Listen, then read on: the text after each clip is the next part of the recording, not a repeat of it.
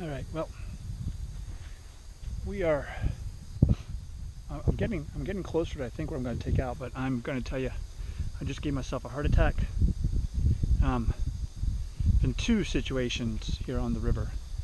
A while back up north a ways, I was moving along, and all of a sudden I smelled wood smoke, and I slowed down, started observing the area, didn't find anything, and moved a little bit further, and all of a sudden I smelled cigarette smoke, and I stopped where I was and I looked around. I never saw anybody. I called out once or twice, nobody answered, and I was up along the edge like I am now. I moved out towards the water and just continued along, moving south along the water for safety's sake. And I tell you that because several years ago I was out on a river paddling, and I smelled wood smoke, came around a corner, and on this embankment, not this river, but on the west embankment, there was up on the high spot, there was a tent, and I noticed there was like 4 or 5 coolers there, which was unusual, and there was a fair amount of trash, fire burning, smoke coming off the fire, and I paddled over towards it, called out a couple times. Just going to be, be a considerate person and stop and spend a little bit of time talking to the people. I've done that 2 or 3 times this year along the river, as I normally do. And I stepped out, 1 foot out of the canoe, and a gentleman stepped out of the woods in front of me, scared the blazes out of me. And I tried to be congenial as much as possible with him. He was very standoffish and gave me one-word answers whenever possible.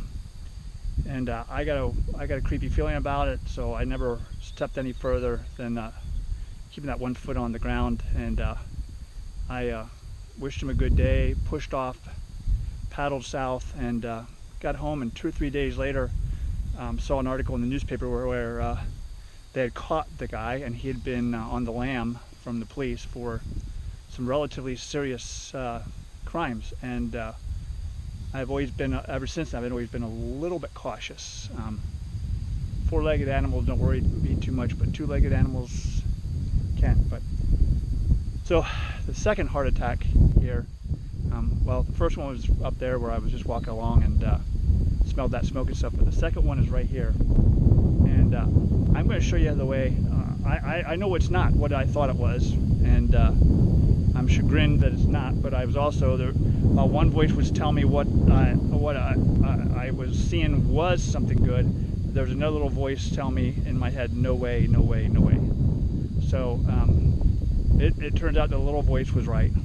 But I'm going to let you look at it and see if you see what I see, and I'll explain to you what caught my attention, and then you see if you see it too.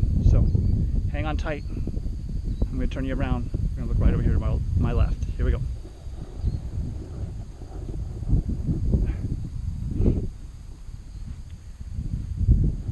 So there's what I saw. Exactly the way I saw it. And I thought, you know what? This is a mouthpiece. It's whittled down. This is the mouthpiece. And it's got holes in it. And I immediately thought that that was a Native American or American Indian flute. Very excited. But when I got closer to it, when I first saw it, I was off like this. That's how I first saw it. So when I came down, got closer to it, it was easy for me to see that it has just too many holes. Since I am a musician, I can tell you that would be a very hard flute to play. And there's no hole, and there's holes in this side. So obviously it is not, in fact, a Native American flute. Although it had me, just when I saw this much of it, it had me fooled, because I couldn't see the holes went all the way through. I didn't see if there was a hole here, but gosh darn it, that had me tricked. that had me fooled big time.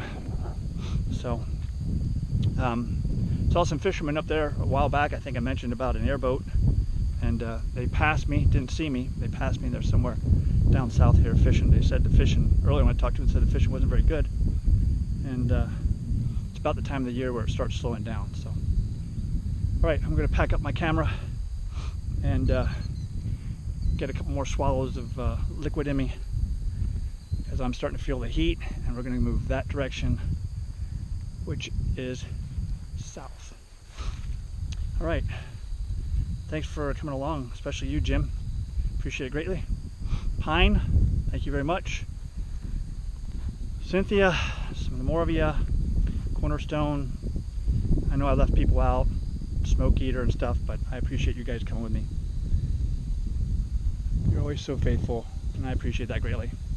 All right, heading that way. Thanks a lot. Scouts out.